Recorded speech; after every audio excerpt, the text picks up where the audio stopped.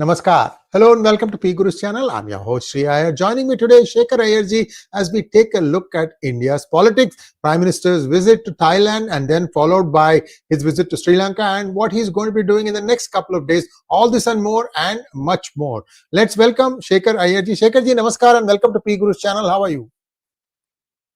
Namaskar ji, Namaskar. I am good, sir, and there are a lot of developments happening today. Well, the Prime Minister has had a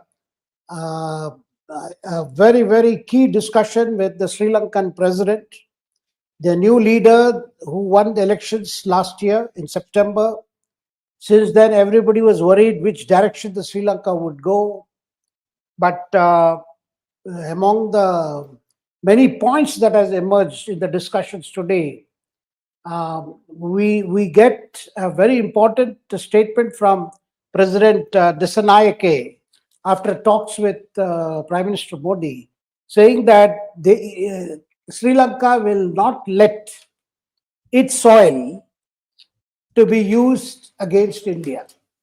In other words, we won't let China to use our bases or our any kind of military presence in the name of exercise or anything that is directed at India. And the Prime Minister immediately responded saying that we are grateful to Sri Lanka, grateful to 𝗤𝗙𝗪𝗏 for being sensitive, quote unquote, sensitive to India's concerns. And what has happened, it's a lot of agreements were signed, at least 7 agreements, and those agreements include one on defense. So a lot of balancing has been happening because ever since Rajapaksa government had collapsed, followed by his the subsequent also the kind of upheaval that happened, the economic crisis in Sri Lanka. Sri Lankan leaders have realized the role played by India, because India gave more than $4 billion to pull Sri Lanka out of its financial crisis. Since then, I think there is a sense of gratitude and realization that they should have to balance India and China, because China has been developing big infrastructure projects, but servicing their huge financial assistance has landed Sri Lanka in a debt trap, like Bangladesh today or Nepal. So today's discussions were very, very important. And for our viewers, this is Prime Minister's 4th visit to Sri Lanka since he became Prime Minister in 2014. And the last visit to Sri Lanka was in 2019. And obviously, we can see signs that Sri Lankan government, Sri Lankan political class realizes the importance and the role played by Prime Minister Modi. So we saw the President 𝗤𝗙𝗪𝗏 Anurakumara 𝗤𝗙𝗪𝗏 today honoring Indian Prime Minister with the highest award, and that award is called 𝗏𝗏𝗏𝗏𝗏𝗏. Here we can see visuals of that happening, and this was a very, very big moment. I mean, there's a way to say that, look, India and the Prime Minister Modi has played a great stabilizing role in the region and for bailing out Sri Lanka from its crisis. And apart from that, this is exactly that 𝗏𝗏𝗏𝗏𝗏 award. And previous awardees include Abdul Gayoom of Mauritius and Yasser Arafat. Since then, they have not given this award to too many people. And also, sir, Prime Minister is the first leader to get a ceremonial welcome on arrival. Sri Lanka has never gone for such big welcoming survey for any leaders in the recent times. So he's the first leader to get a very big welcome since the Sri Lanka crawled out of that financial crisis. And from our side, India has noted with satisfaction that Anurakumara 𝗤𝗙𝗪𝗏 has said his government will not permit territory, I mean, quote unquote, to be used in any manner inimical to the security of India. These are the exact words of President 𝗤𝗙𝗪𝗏. And Prime Minister also said, look, our security interests are also interlinked. Therefore, we are happy that you have been sensitive, but a lot of background work has gone explaining to Sri Lankan leaders what India feels about the role of China, and also the fact with President Trump leading the US counter strategies against China, Sri Lanka probably realizes that it should not fall foul of both India and the US. In fact, the right now the worry is about the tariff imposed by President Trump, because it could affect exports from Sri Lanka, particularly textiles, garments. So the worry is more. There are more economic worries than trying to. But importantly, the other agreements. These are very important agreements, sir. Which is on power, on health, digital technology, and there is also a special assistance package for eastern provinces. And the Prime Minister took the opportunity to meet a cross-section of the political leaders there. Here we see the picture of Prime Minister with the leader of the opposition, 𝗟𝗓𝗄𝗧. So he also met leaders of Indian origin party also. And among the issues and he met the cricketers, that's also very interesting. He met former Sri Lankan cricketers who were a legend in their time. And you can see this is another visual of his interaction. And two issues I think are very important from Indian point of view, particularly about the Tamil Nadu fishermen, and as well as about the Sri Lankan Tamil themselves, where India has been encouraging Sri Lanka to go for a more inclusive approach. And India has provided huge financial assistance for reconstruction and redevelopment of northern Sri Lanka. So on the Tamil issue, from the Prime Minister's side, it was mentioned that reconstruction and reconciliation in Sri Lanka, particularly in the northern province, and this will continue. And 𝗔𝗏𝗍𝗍 assured the Prime Minister Modi that his approach is a different approach, unlike the Rajapaksa government's approach. There's going to be more inclusive, for more development. And India conveyed to 𝗔𝗏𝗍𝗍 that the provincial elections, which have not been held for a long time, perhaps our editor can play what Prime Minister exactly said after these agreements were signed.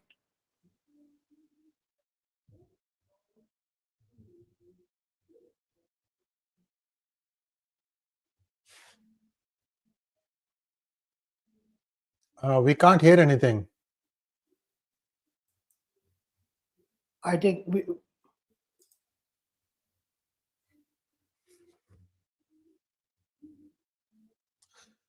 figure this out. Yeah. I think there is a technical problem. But Yeah. The Prime Minister did impress upon 𝗔𝗏𝗍𝗍 that the approach should be more of a humanitarian approach. And not just in the case of Sri Lankan Tamils issue, but the fishermen issues. So right now you can see what is happening in Tamil Nadu politics is 𝗥𝗘𝗡𝗏 issue is being again revived. You remember in the run-up to Lok Sabha elections, there was suddenly there was a realization that probably India is working to see if Indian fishermen can be allowed to go up to 𝗥𝗘𝗡𝗏, which previously they could do.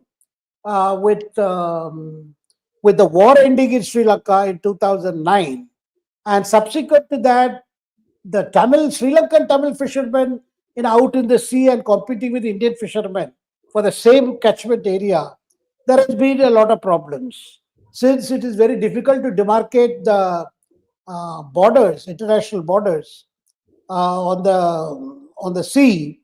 Frequently, our fishermen are caught by Sri Lankan coast guards or by the navy. Sometimes the boats are seized and they are taken. But because of constant pressure, at least of late, what we have seen is the boats are returned and our fishermen are not being harmed. Previously, they used to be shot, they used to be ill-treated. And that's a point that the Prime Minister mentioned here today also. But 𝗤𝗏𝗍𝗂𝗍 also had a point to stress from what we gather from the reports emerging from Colombo, that that Indian fishermen should stop using these, what is called Mechanized trawlers? No, bottom trawling. Yeah, that's what, mechanized trawlers, yeah. Yeah, they just scoop everything. They scoop everything. And that affects the ecology, the marine ecology, as well as the catch. Because if you pick up everything, you don't leave any fish there for further harvesting.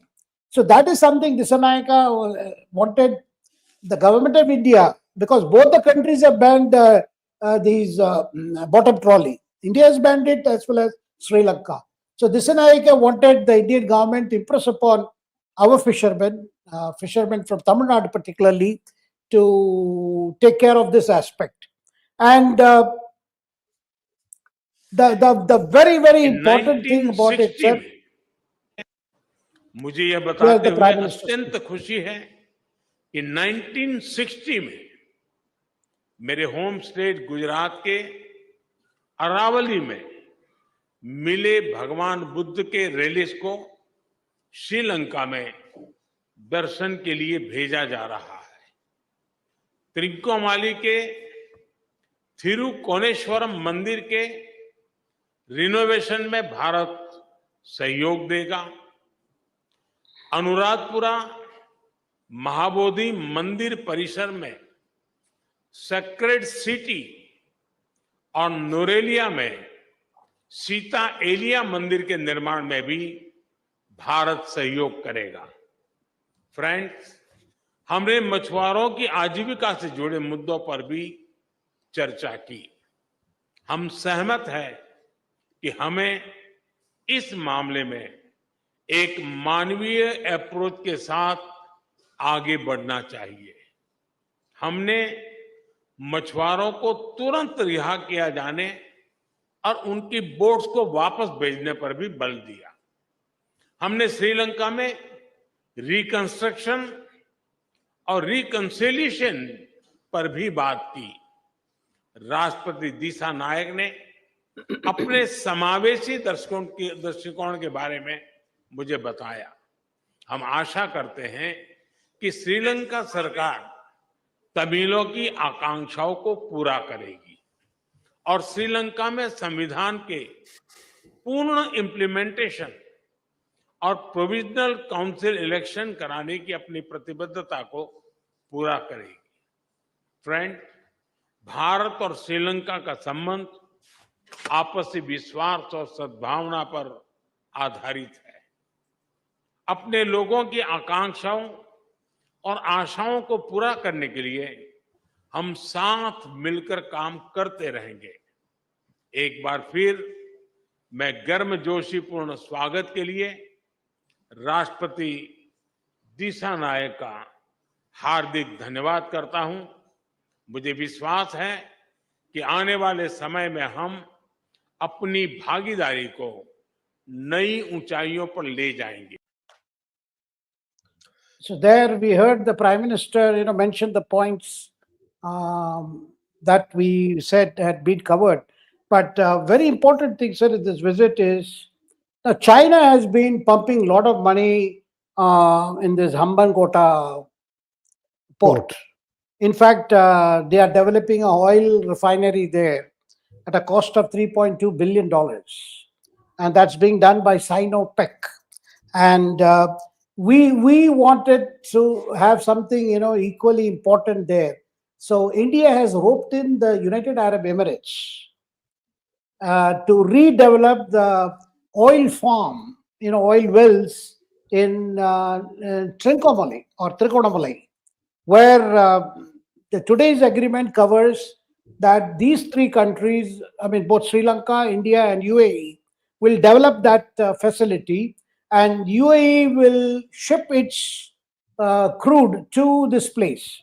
And already the Sri Lankan subsidiary of Indian Oil Corporation, which is operating in Sri Lanka, will manage this oil farm. They are calling it oil farm.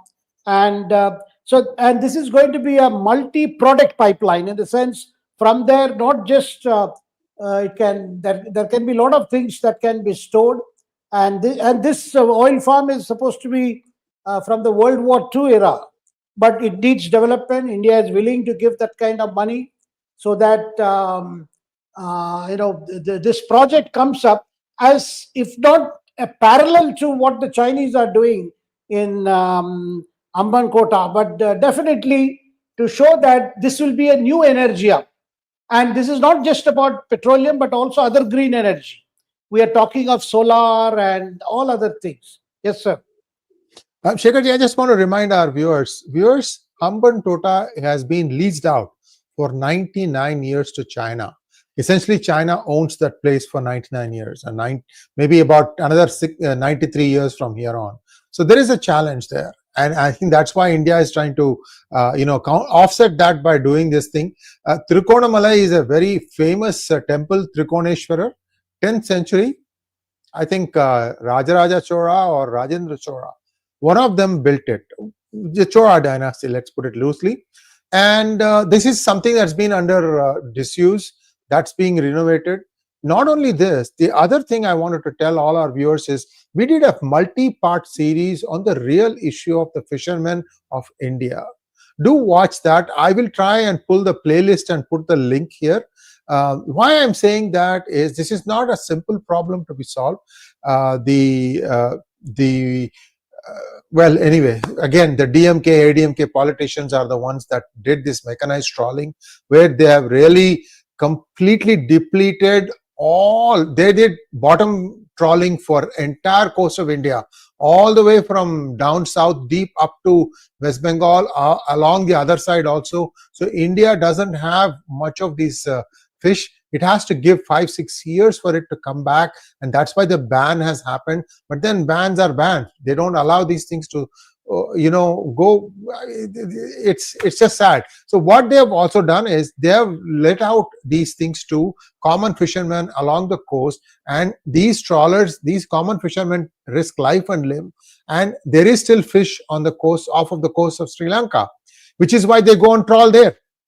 And then they get caught. And then these are politicians, they'll say, oh, Sri Lankan fishermen are caught. It is your goddamn ships that are doing all these things. It's your goddamn trawlers. Kadimori, 𝗥𝗙𝗏𝗏, all these people are the owners. I have given all the data in that. Viewers, take a look at it. Again, anything about such things, you have to look at it in a dispassionate mind, look at the data and see where it points to. So don't get excited, oh, my fisherman is being imprisoned there. There is much more nuances in there. Sir, back to you. Yes, sir. 𝗥𝗙𝗏𝗏 is back because Tamil Nadu elections are happening in a year time. And Tamil Nadu Assembly, again, has passed a resolution saying that 𝗥𝗙𝗏𝗏 should be returned. And the opposition party, particularly ADMK, and even the BJP, is reminding the Tamil Nadu voters, look, this was given away when Karunanidhi was CM in 1974, because Indira Gandhi considered this was an important gesture on the part of India for strategic reasons. The strategic reasons in the sense, we wanted to rope in Sri Lanka in a kind of a arrangement, a goodwill gesture, so that India's interest would be protected. That is the time when, you had the 𝗔𝗠𝙧𝗏 issue, and there were other things. And but every time the election is coming, but the DMK and these leaders feel that we should keep renewing this demand, lest Modi manages some kind of a deal with Sri Lanka, where if not the return of the island, at least Indian fishermen get visitation rights. At least they can land there, because once in a year there is a festival there in the St. Anthony's Church. Otherwise, it's not inhabited. And people are allowed to go there. Sri Lankan government allows Indian fishermen to go there on that St. Anthony's festival. Now, so again, there is a renewed talk about it. Sir, but much more important, I think this visit is also about, some of these agreements that have been concluded. Because Sri Lanka's today's problem is about its debts. And whatever money India has loaned, we have given them a plan of debt restructuring, and that was very discussed in this Modi's meeting with President 𝗤𝗙𝗧𝗧. And see, first India had given $4 billion after the 2022, the downturn in their economy, because COVID hit tourism, and Sri Lankan's earnings were only through tourism. And in the last 6 months also, India has converted loans. I have the figures here. More than $100 billion have been converted into grants. So this 100 is one billion, sir? That sounds a big number. 100 million. Million. Okay. $100 million, though our overall help was $4 billion at the time. 4 billion, right. Yeah. And today's agreement includes even reducing the interest rate. This debt restructuring includes the rate, and this is what they wanted. And we are also, today they have announced a support package of 2.4 billion Sri Lankan rupee kind of a package, which will take care of various socio-economic projects. And very important, sir, because the Prime Minister will be traveling to Anuradhapura also. And there is a message in this, because last time when he had gone there, he had personally gone to see how the rehabilitation was taking place in the war-torn northern province, particularly Jaffna. But at this time, he is traveling south to convey the message that India, is concerned both about the welfare of its citizens, whether they are in the south or in the north. Of course, Tamils have a special place because Sri Lankan Tamils share a close cultural bond with India. But apart from that, even the rest of Sri Lanka also has a deep cultural bond because of Buddhism, and as well as a lot of Sri Lankan politicians are, they believe in Indian astrology, and frequently they travel, and many of them visit the Tirupati temple, whether it is Rajapaksa or even other prime ministers and presidents. They have made quite private visits, has been there. So there is a huge cultural understanding. Now, Prime Minister, sir, today's year was India is providing solar rooftop electricity to about 5,000 religious sites in Sri Lanka. And this is going to cost something like $17 million. And this will cover Hindu, Buddhist, Christian, and Muslim places of worship. And some of these are very ancient places of worship which attract tourists. And India is going to provide, and this total will generate about 25 megawatt, this rooftop thing. But this is a way of conveying, saying, look, we value and respect all aspects of Sri Lankan cultural and religious heritage. This is a way of saying that India is not only talking about Sri Lankan Tamils. Of course, the troubles of the Sri Lankan Tamils is always a matter in the discussions between India and Sri Lanka. But India has always made it clear it's committed to a united Sri Lanka. So this is, a lot of things have happened today, sir. And Prime Minister is himself traveling to Anuradhapura. He'll be seeing some of the Buddhist heritage complex. And before that, he will fly from Anuradhapura straight to Rameswaram. And we'll talk about Rameswaram because when we discuss about Annamalai. Yes, sir. I just wanted to add one more little thing. I hope Prime Minister also looks at Kadirgamam. This is a very famous temple. The temple has been encroached by Buddhist authorities, in my opinion. It used to be much bigger complex than what it is now. It's a pale shadow of what it was. It's got very historic significance. Sir, in Tamil Nadu, 80% of Hindus in the morning, they'll have Kanda Sashti Kavasam. This was written there. That is the importance. And you look at the temple today, it is a very, very small, minuscule shrine. This used to be the place where, a lot of good things used to happen. I hope that somewhere they can find a way to make coexistence possible. Hinduism should not grow at the expense of Buddhism and vice versa. I hope this balance is achieved there. because in Sri Lanka is also a victim of conversion rackets, whether it is Muslim or Christianity, and they also fight amongst themselves. You saw what happened in Easter bombing, where the Muslims took aim at Christians. So this stuff needs to stop, and as a Sanatani, this needs to be also taken up. I'm getting a little emotional because it's a great temple, sir. It's a shadow of what it used to be. Over to you, sir. Definitely, sir. And all of us, rather many of us know that Lord Muruga is represented not in the usual way he's represented in other temples. In the 𝗪𝗡𝗖𝗍 temple, he's symbolized by the veil, which is in fact a symbol, just as Shivling is representation of the Lord Shiva. Similarly, here it is the shape of the veil, and the veil or the spear is actually a representation of the two nadis, rather the three nadis that signify the rise of the Kundalini from the Mooladhara to Sahasra Chakra. So Muruga or Lord Muruga or Subramanya or Kartikeya represents that energy which constantly travels to Idugala and Pingala. Those of us who practice yoga and pranayama would be very familiar. I'm mentioning this because that's the significance of 𝗪𝗡𝗏 temple, where it's a temple where Lord Muruga is worshipped in the form of a veil, and that's why he is known as Velan, Veil Muruga. And so this is a bit about that. Now, the next thing we need to look at, this week saw the passage of the Waqf bill finally. There were late sittings both in the Lok Sabha as well as in the Rajya Sabha.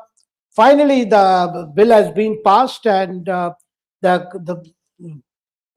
a lot of opposition, and we had discussed this both in our Wednesday and even in the previous year. We had talked about it, how the arguments were repeated, and finally a law that will set right a lot of anomalies in the previous acts has been passed, where it's no longer easy to declare any land as a Waqf property, and Waqf board will be better managed, and this is a statutory body, and representation for all denominations under Islam as well as for women.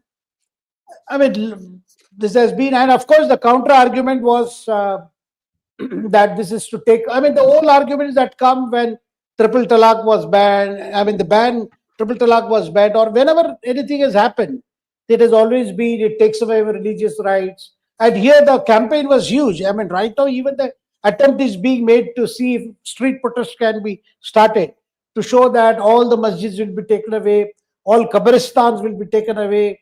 This attempt is going on, but I don't think it's going to succeed. But the question, what is next after this? Now, 2 or 3 things that are emerging, Shree Iyerji. One is, there has been a reaction in Kerala. Now, the Kerala reaction is Idukki District Congress leader, Mr. Benny Peruvandanam. He is the district general secretary. He resigned from the party, saying that Congress has betrayed the interest of the Christians by supporting this other opposition parties and opposing this. Congress should not have done this. Congress should have heard the voices of Christians in Kerala, particularly who have been very upset. This Munamban is a place where the Kerala Waqf board has claimed 400 acres as Waqf property. And as said, all these Christian villages who are there, they have encroached on Waqf land. And this has been a subject that has worried the entire community so much that Kerala Bishops Council, as well as the Catholic, the Kerala Catholic Bishops Council, as well as the Catholic Bishop Councils of India, the national body, both of them appeal to Kerala politicians not to blindly oppose this legislation, considering the plight of Christian community in Kerala, because many of their properties are being claimed by Waqf body. But Congress decided not to pay heed. On the other hand, Rahul Gandhi and Priyanka Gandhi chose to not to speak on that. Even Sonia Gandhi did not speak. Consequently, a Muslim, rather a Muslim newspaper has come out with an editorial criticizing Priyanka Gandhi for being silent. She being a member of Wayanad, and that she has been elected largely because of support of the community. She should have at least spoken for us. On one hand, Christian Congress leaders are feeling that they have ignored the plea of the church, the clergy, to think about this whole opposition to Waqf Act, to the amendments. This is one thing. So the other thing is, Rahul Gandhi has been, he did not speak on the 2 days, in the Lok Sabha. He did speak in the Lok Sabha, but then has come out with a tweet. He did 2 tweets after the bill was passed, that this is again, this shows the approach of the government to take away minority rights, etc., etc., etc. And today, sir, another controversy has started because Organizer, which is a publication of the RSS affiliated setup, and they came out with an article which has since been taken down. So if you search for it, you won't get it. But that article, raised a question: who has more land? Is it the Catholic Church or the Waqf? And the winner is? The winner is Catholic Church.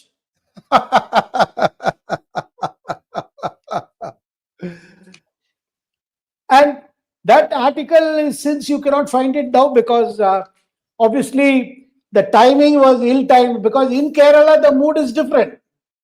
It is a Catholic Church which is, raising voice against so much power being given.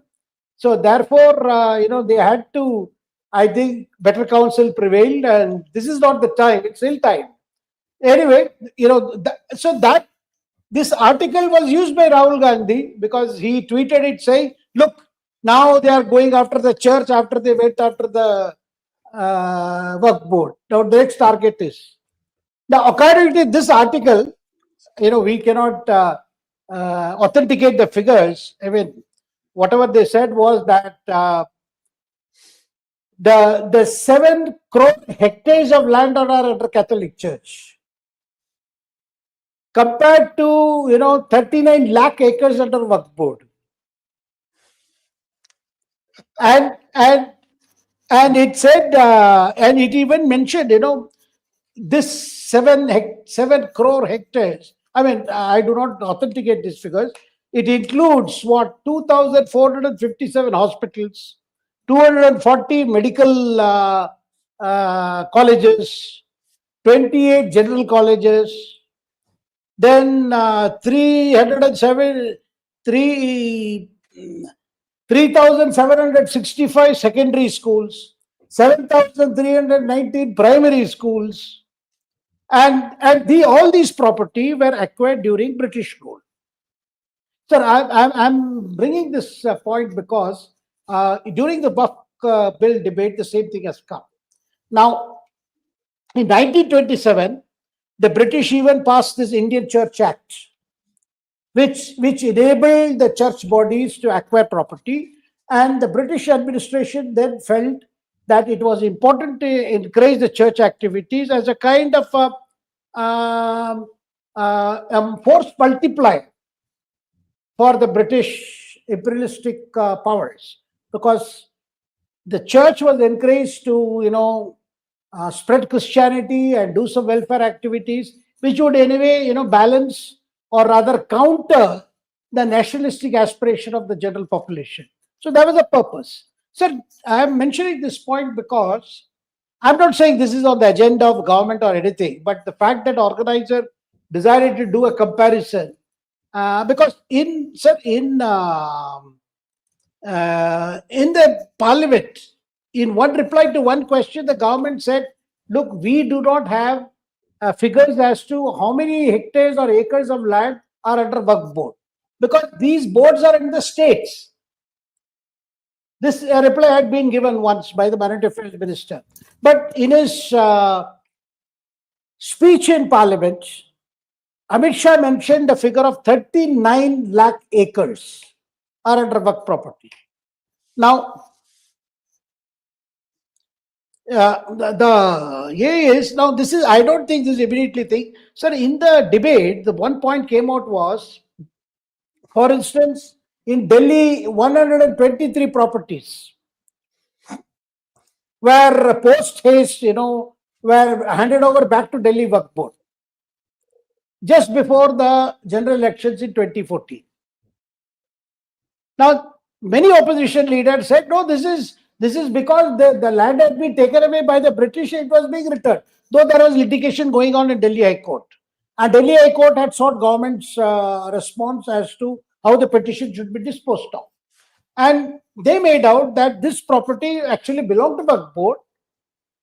The Indian government under the British had taken them for constructing the new capital of Delhi in the 30s. So therefore, they were returning. So there is nothing.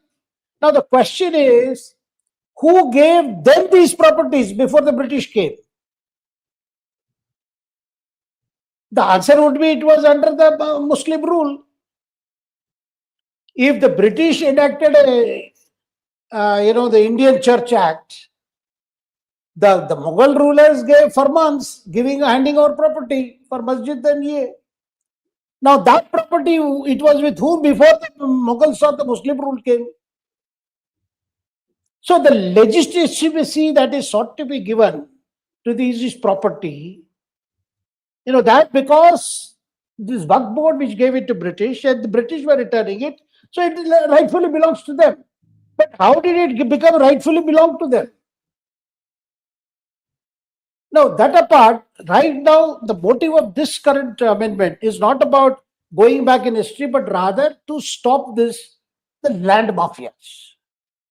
A point which Lalu Prasad himself acknowledged when the 2013 Act was amended. Because everybody is saying that this Act, the first Act of 1954, the post-independence period, subsequently the Act of 1995, and 1995 Act came after Babri Masjid demolition of 92. So the Congress government was keen to please the vested interest under the garb of Waqf boards. And 2013 there was further amendment, but the section 40, which was introduced in 1995 Act, which is that the final deciding authority, what is a Waqf property and what is not, will be decided by the board, and it will be upheld by the tribunal. So any place can be. Now, I may be repeating some of these things which is already in public domain, because 2-3 things come out, sir. One, questions have been asked. How is that a provision has been made in the new Act? A person who donates his land, his possession for Waqf, should have been a practicing Muslim for 5 years. So why is government trying to certify who is a practitioner, who is not a practitioner? No, it is not that simple, sir. What has happened is the law of 1995 and 2013 allowed a non-Muslim to donate his land. But question is whether that land has been donated under coercion or by willful, because in many cases, even in Tamil Nadu, there are 2 cases where a person, when he decides to sell his land, he is told that you have already handed it over. Because the land sharks who operate under the name of Waqf Board or Waqf Tribunal, whatever, and some of the individual members of these boards have been monetizing this property, leading to disputes. And if a non-Muslim can, because after all, Waqf is an essential part of Islam, which emphasizes on charity, doing for the welfare of the poor. So if a property is being handed over, and the provision that a non-Muslim can hand over. Now, this is again a very controversial position, because if a non-Muslim wants to hand over, he can do it to anybody else. So therefore, sir, this whole issue, so this is one issue. And then I saw during the parliamentary debate also, Why do you allow non-Hindus to be on the board? 2 members. 2 members in Non-Muslims. the non-Muslims, non-Muslim too. Because it is a non-Muslim land which is under dispute in many cases. And also to ensure transparency, because these 2 non-Muslims cannot anyway influence the board or tribunal anyway.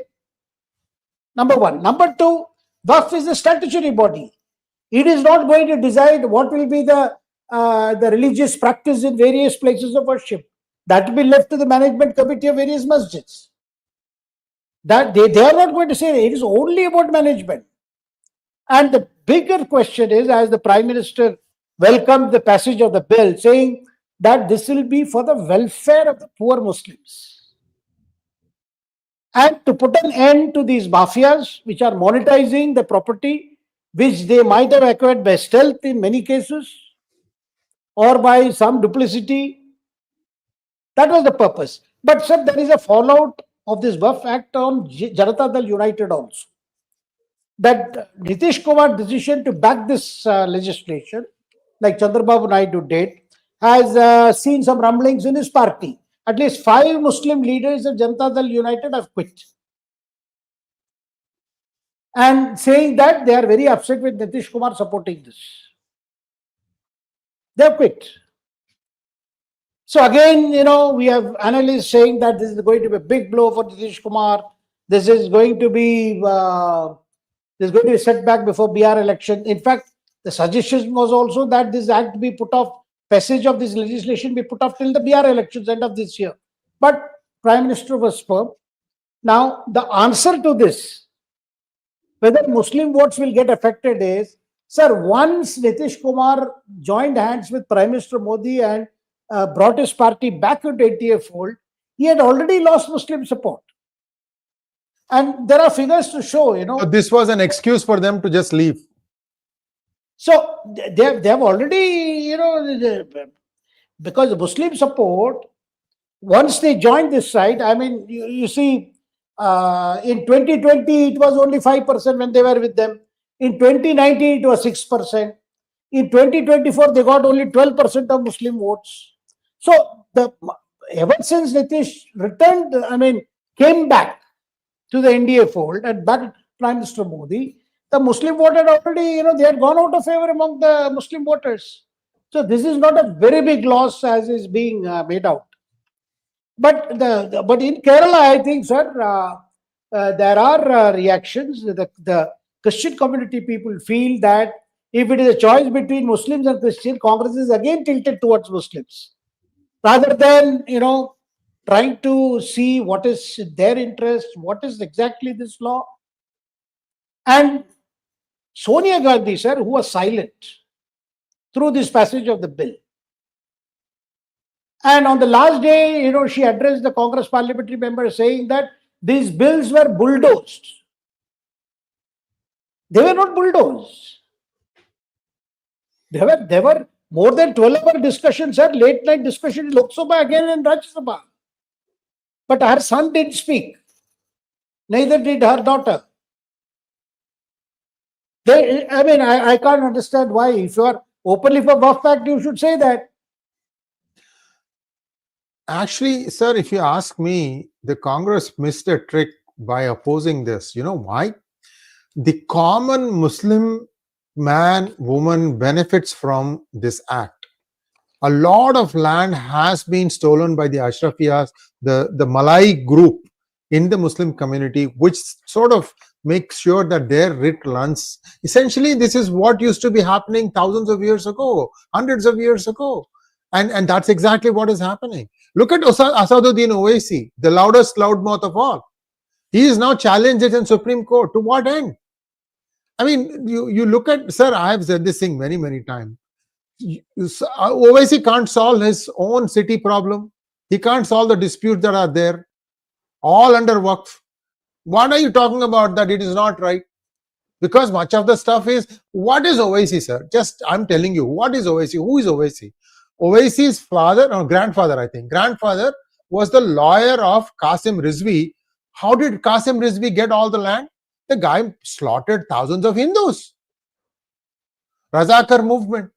when finally India annexed it, he got cold feet and he ran away. Before he ran away, he said, "Take care of my affairs." That's it. And Nizam's number one guy, Mufakkam's son, is in Australia. So the Nizam also has abandoned the entire kingdom. His man Friday is also gone. And this guy is suddenly now ruling over the entire group, saying that I am your savior. What savior has he done? Not a single thing I can say that, okay, 𝗤𝗍𝗍 has done good for the Muslim community. So I think, see, Congress is not really thinking through some of these things. They could have easily come out strongly in support of this, and then they would have said, hey, listen, now the Muslim community will understand and benefit. Sir, how many cities did we see Muslim women celebrate, sir, giving sweets? How do you explain this to Congress? Congress also is watching the same videos. I'm just being a nishpaksha observer, neutral observer. I'm saying, did you understand the importance of this bill? I don't know why they just so self-inflict. I want a good Congress. I want a good opposition party also. Democracy thrives only when there are two strong parties. Right now, these guys are just on the way to oblivion. Sorry to say this. Over to you, sir. Yes, sir. And but then, protests have been organized since then, after the passage of the bill by the opposers. And they have been, even before the president has given her assent, we saw a Congress member of parliament. We saw 𝗤𝗍𝗍𝗍 himself. They are getting ready to move the Supreme Court challenging this. Of course, they will have to wait till technically they have to wait till the president gives assent, which I am told is going to happen next week. And then rules will be issued. And normally in the pattern we have seen, the Supreme Court does not stay acts passed by parliament. It will examine the legality. It will examine the legality and pronounce its verdict, whether it is in consonance with the Constitution or it is ultra-virus with the Constitution, ultra-virus of the Constitution. But it doesn't stay the act. Of course, there have been exceptions, but generally, Supreme Court does not say acts of parliament, but it exercises its powers on deciding on the merit of those acts. That's one thing. Now, sir, we have to go back to Tamil Nadu because last, I think, few days is all about Annamalai, the most energetic and most visible face of the Bharatiya Janata Party in Tamil Nadu. And ever since the AIADMK leader 𝗟𝗡𝗙 𝗫𝗫𝗏 traveled to Delhi to meet 𝗤𝗏𝗡, and then after that, Annamalai also met 𝗏𝗏𝗏 and came back. And in between, you saw a leader who opposed to 𝗍𝗑𝗏 in AIADMK, Shengotian, traveling to Delhi to meet 𝗏𝗏𝗏. So a lot of things have been happening, but broadly, sir, I think if we break down into one or two, three things so that we may gain clarity about the situation. One, BJP High Command is very keen. There is no repeat of 2024 election verdict where DMK swept all the 39 Lok Sabha seats. Tamil Nadu Assembly has got 234 seats. This time, the BJP central leadership feels some alliance will have to be worked out so that there is no division of opposition votes. And a division in opposition votes suits DMK. And DMK is talking of 200 plus seats. And Stalin has been trying to show that, his party and he himself, his son 𝗤𝗍𝗍𝗍, they're all supremely confident. And opposition is non-existent because they are divided. Therefore, when they go by the data that they got in the 2024 elections, Lok Sabha elections, they realize BJP not having an alliance with ADMK cost both the parties. Both the parties drew a blank. And had they contested together, when they see the votes gained by the first runner-up and the second runner-up, they realize that perhaps an alliance between ADMK and BJP would have won between 10 to 12 seats. And that would have helped BJP overcome the shortfall they saw in Uttar Pradesh. Because it still hurts the BJP that in their third attempt, BJP could not get majority on its own. It could not cross 272. That's the point that rankles party. Because in the Lok Sabha election, they went by the assessment of Annamalai, that we should go it alone, and yes, vote percentage increased, but their convertibility to seats did not happen. So this time, the counsel from the BJP central leadership is that we need to work on an alliance. And Annamalai has been having problems of chemistry with EPS. Similarly, EPS also has had problems with Annamalai. The idea was that somehow, it should be, an alliance should be worked out so that there is no division of votes, whether BJP is 9%, 10% or 12% or whatever. And ADMK is, 20, 21%, whatever votes is there. If this alliance happens, there are other parties who will also get attracted to this. Because actor Vijay's 𝗪𝗦𝗧𝗔𝗏 𝗔𝗔, sir, is very clear. Vijay is working to divide the opposition votes. And everybody thinks he's doing it at the behest of DMK. Though, he has had 2-3 meetings and has been speaking about Stalin and all that and corruption at the DMK. But then the same breath he attacks BJP also. And there were, talks between interlocutors, talks between actor Vijay and EPS. But then EPS has been very firm that any alliance would be under his leadership. He would be the chief ministerial candidate. He will decide the number of seats the alliance partners will contest. Whereas Vijay wanted at least, let's have an agreement where we will contest 50-50 seats. Which means what? More than 100 seats 𝗪𝗦𝗧𝗪𝗧𝗏 𝗔𝗏 would contest. Obviously, EPS would not agree to such an arrangement because 𝗪𝗦𝗧𝗪𝗏 𝗔𝗏 is after all green horns. It's full of all these fans of actor Vijay, the cine fans. Now it is being converted into a party. But the timing of the party, because actor Vijay is still working on his last film, it's supposed to be last film. And so he is not able to give so much time now.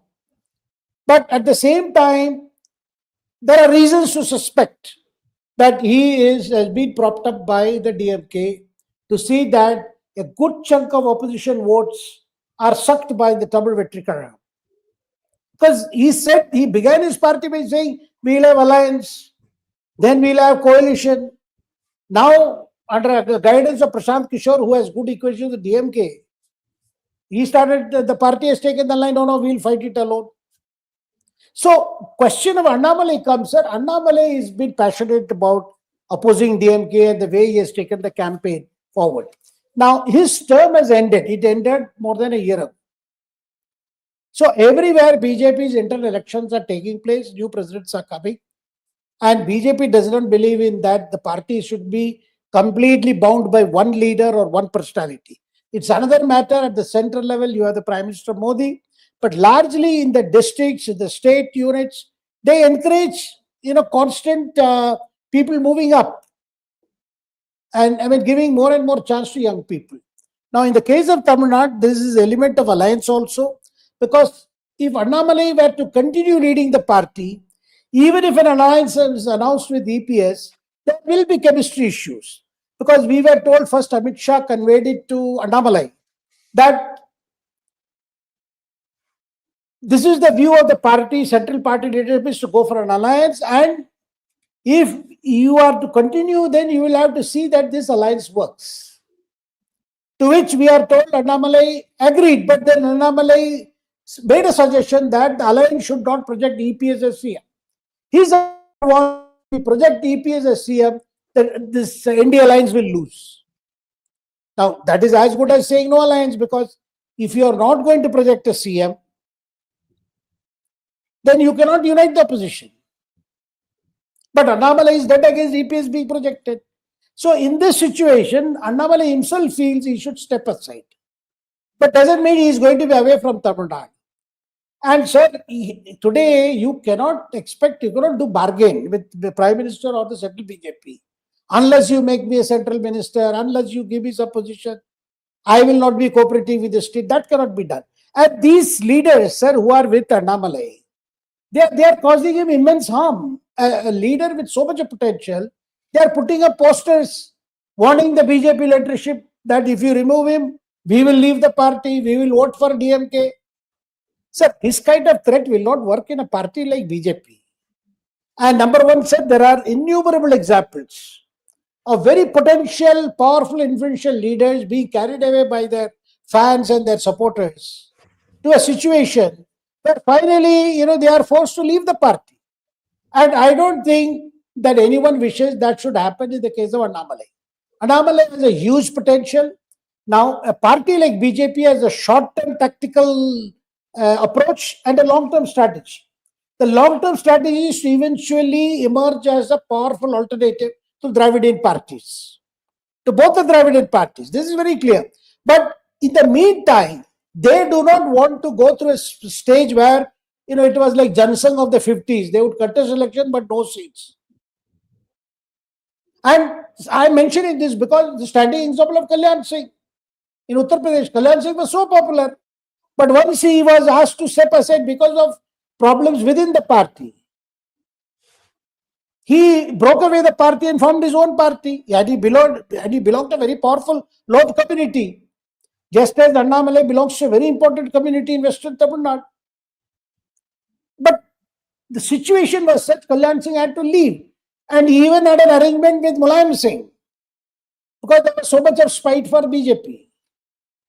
Because he was asked to step aside. Because they had to run the government there. Now, I'm mentioning Kalyan Singh because in the case of Kalyan Singh, he realized once you come out of the BJP system, then you cannot manage. And Kalyan Singh had to go back. He returned to BJP. Later, he was made a governor and his son contested also under the BJP.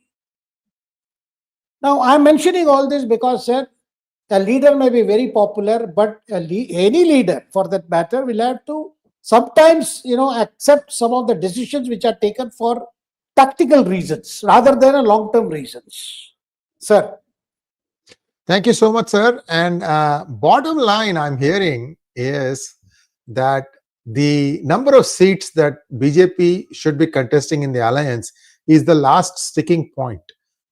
Leave all the other leadership things aside. What I'm hearing is that ADMK wants to give 21 and BJP showing, look, in 60 seats, we have come number one in 2024. Take away from that. So they need 60 seats. So this is where it looks like it has come now. And again, I'm sure 21 is too low, in my opinion, humble opinion. I think 60 close to that is probably what it will be, because ADMK is not having its strength in the deep south. South of Madurai, it is going to be mostly BJP and other partners whom they are able to bring together. For example, Dr. Krishnaswamy, let's hope that he stays. And a few other people like that. Those are the ones that are going to give. You are going to have a serious handicap because in deep south, you have a fairly converted Christian lobby and also Muslim lobby. These people are going to go hedge their bets towards the DMK alliance. They've been well fed, pampered. The government looks the other way when they do their shenanigans. So you are looking at 0 on one side and 15 on the other side, 15. That is the best number I can think of. You get my drift, Shekhar-ji. 0 on one side, 15% percentage. 0% on this combination, 15% on this combination. That's where you start the race.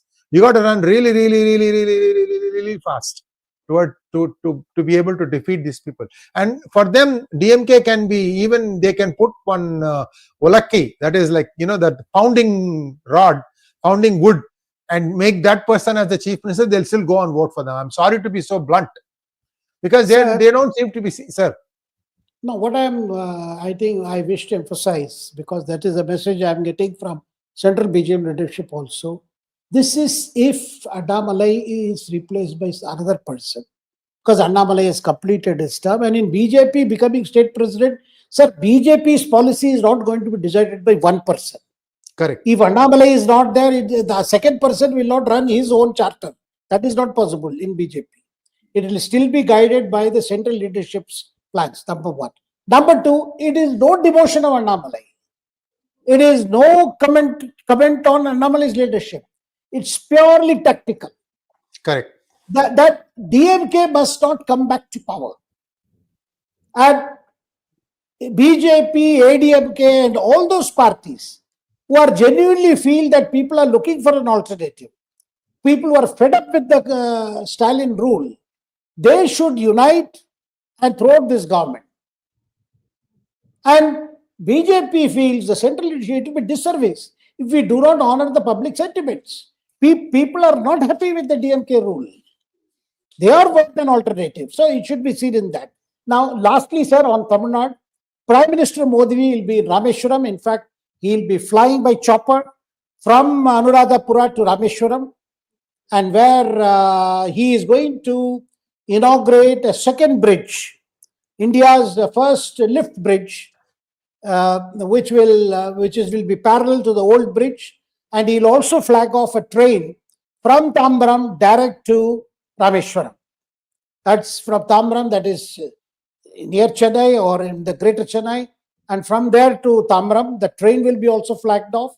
And Prime Minister, since he is coming from Sri Lanka, this is the first time a Prime Minister of India is completing an official visit to Sri Lanka and reaching Tamil Nadu.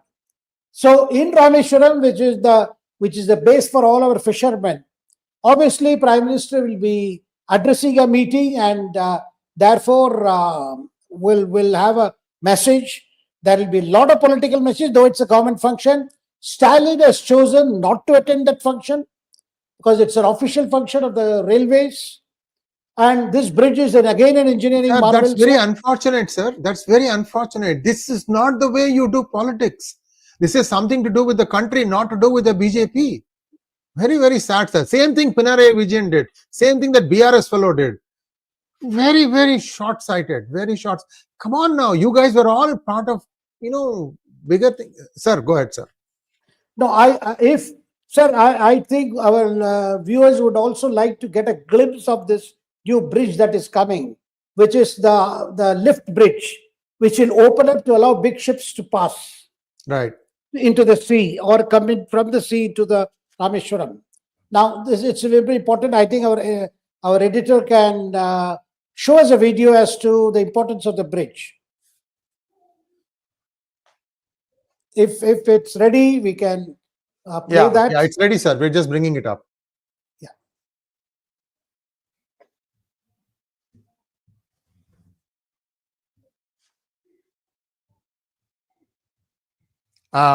For some reason, StreamYard is having difficulty showing our videos today. There we go.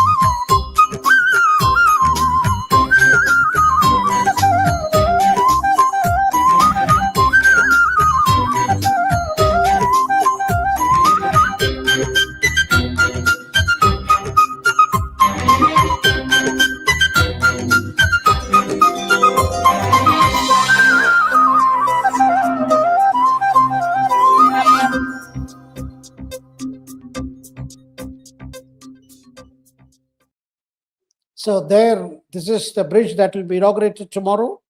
You can see a portion of the bridge lifts up, then it opens up. And in fact, today, lots of Coast Guard ships have been patrolling the seas because of the arrival of the Prime Minister. So lastly, we have to talk about the neighboring state of Kerala, where there has been some major developments, which is a setback for Pinarayi Vijayan, which is, of course, let's hear Ashwini Vaishnav, our railway minister, speak about the bridge. Amman Bridge is one of the most important bridges. It's the first vertical lift sea bridge. And for railways, as well as for Tamil Nadu, this is a major landmark. And this is the rich heritage of our Tamil culture, Tamil language, and the big work, great work done by our engineers. I thank Honorable Prime Minister Shri Narendra Modi ji for inspiring us to do this kind of very important bridge which connects the Tamil culture, connects with the Tamil culture. Tomorrow, Honorable Prime Minister will inaugurate this bridge. I would also like to see the Madurai station and the Rameswaram station, which are being redeveloped under the 𝗟𝗡𝗙𝗏 station program, which is world's largest station redevelopment program. Sir, when will Nandri. Sir, when will So there, 𝗟𝗏𝗡𝗏 was there in Rameswaram, inspected the arrangements and the bridge. Now over to Kerala, sir. Kerala, very important thing has happened. Finally, Pinarayi Vijayan's daughter, Veena, Veena or Veena Vijayan, has been named as an accused in a by the Serious Fraud Investigation Office of the company's Department of Companies, Corporate Affairs. And this is a case that the allegations are she is being accused of receiving illegal payment from Cochin Minerals and Rutile Limited, CMRL, for providing computer services, IT services. But the investigation has found her company did not provide any services at all, but she received 2.73 crore. And SFIO, that is the Serious Fraud Investigation Office, has submitted a charge sheet before a special court for economic offences in Kochi, and where they specifically mentioned Pinarayi Vijayan's daughter of having received 2.73 crore from this company without providing any IT services. Because there was a formal agreement, but there was no services provided, and it was totally unjustified. Now the issue came to light. How did it come to light, sir? It's sometime in August of 2023. The company run by her, that is 𝗥𝗏𝗏𝗥𝗚𝗏, and they first received a payment of 1.72 crore from the CMRL, and despite rendering no services. And then we saw that subsequently the documents of CMRL, it was revealed that 𝗥𝗏𝗏𝗥𝗏𝗏 and its subsidiary, they received this money. Now this is a very, very serious. And incidentally, Rahul Gandhi has no time to tweet on this. Local Congress leaders are talking about it. Earlier you heard the gold smuggling case, which involved some people working in the Chief Minister's office. Swapna Suresh. And this is going to be a very big issue, sir. And I do not know why Rahul Gandhi or Priyanka Gandhi or Sonia Gandhi are shy. And just today, the CPM concluded its Central Committee meeting in Madurai, where they split hair over this BJP government is a fascist government or a non-fascist government or a neo-fascist government. Then they concluded it's a government that is run by corporates. So they are still about splitting hair on definition. But the fact is, Pinarayi Vijayan is completing 10 years as CM, and the first Marxist government which is facing so many charges of irregularities, and it is no secret, sir, within the Communist Party, the left, within their cadres, within their leaders, it has been a talking point that it is a Pinarayi Vijayan family, his son-in-law who is a minister, and the daughter, they're ruling the roost, and some ministers who are close to him. So this is going to become a very big issue, sir. Over to you. Yes, indeed. Yes, indeed. And unfortunately, sir, this was a marriage of convenience between him and with his daughter, and she's, I think, divorced once. And there is a up-and-coming Muslim politician who was also divorced. Actually, he had charges of abusing, spousal abuse, and that fellow married her, and now he is the minister of PWD. You know what PWD is? Malai, Malai, and more Malai. And they say that he is a de facto CM because Pinarayi Vijayan is not exactly healthy these days. So, sir, this whole thing about having, proxy faces, jokers, clowns being, heads of state and somebody else running the thing, this has run its limits, sir. As Trump is now showing, by the way, viewers, that Monday it's going to be a bloodbath in stock market in United States. That's what people are saying. So far, it has slipped 8%. They are expecting it to go another 8 to 12, 10%. I hope I'm wrong on this. I really hope I'm wrong on this. So, sir, this stuff is become a joke. CPIM, cadre, can they say where they elect their president? Who elects their president? It is not in India. CPI, cadre, can you tell me who elects your president? It is not you. Your vote doesn't count a damn. Understand this. You are all slaves of some other country. Aren't you a Bharatiya first? Sir, this is my 2 cents, sir. I'm really disappointed the way this is going, and I don't know. We really need serious introspection on how we select our leaders. Thank you, sir. I know I'm going on a run here because I'm so disappointed with all the things that are happening, and we'll take it up. There's a thing that somebody wants to know about Pushpa Raj. We'll take it up later about Telangana, and that's a different topic today. Today's was very interesting, Shekhar-ji, and viewers, my apologies on behalf of everyone that we are not able to take any questions today. It's already 1 hour and 11 minutes, and Shekhar-ji needs a break, and I do need a break too. This is my 3rd program for the day. Thank you once again, sir. Namaskar. Thank you. Namaskar.